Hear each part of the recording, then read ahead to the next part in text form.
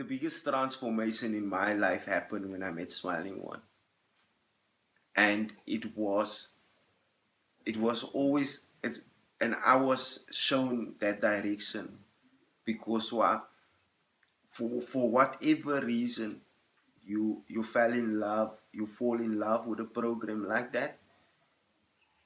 It was meant to be because I wanted to do psychology because I was so what am I studying next? What am I doing next? Um, I couldn't go on with my second year in marketing um, because of certain subjects and that's policy does not allow inside of prison. And I decided, no, let me do something else then. I did radio broadcasting. It was an 18 months course. I completed it in 12 months. 1 year what's the next one? I need the next one. What's the next one? And I was thinking about psychology, and I moved from one community cell to a next cell, and I see this guy. Don't talk to him anything. Just greet him. Because while in prison, you gotta be on the down. You gotta be mindful about who you talk to, and who you never know history or anything. So I just looked at the guy, and I see a lot of people go to him for advice and stuff. Now thinking like, okay, who is this guy? He's probably a big gangster. They say, no, he's not a gangster.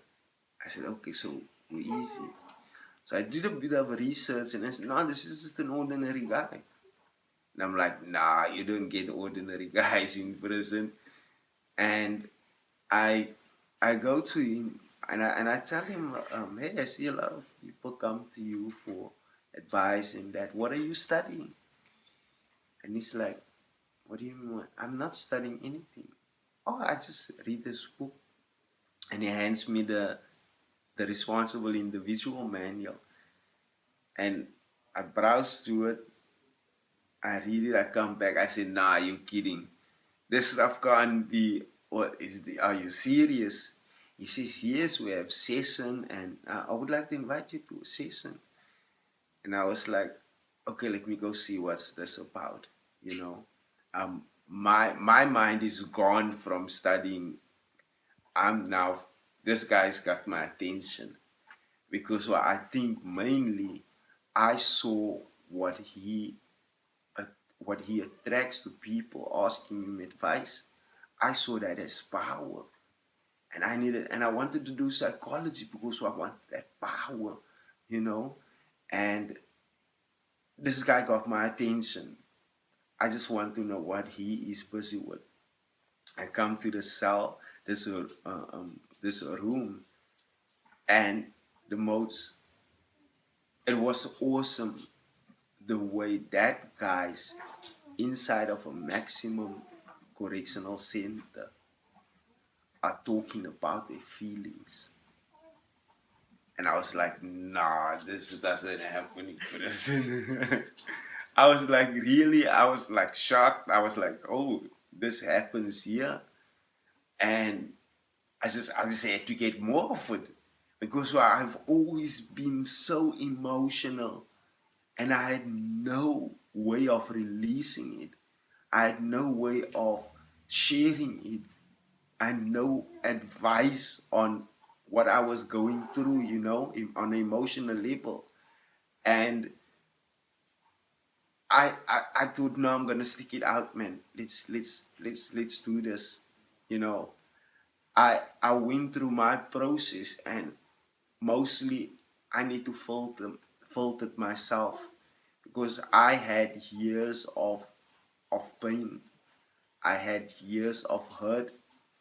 I had years of experiences that really affected not only my life, the people around me, you know.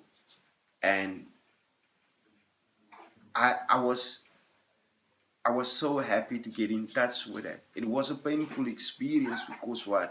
When you look at your experiences and you look at yourself as a human being, and you see all of this stuff, it's scary.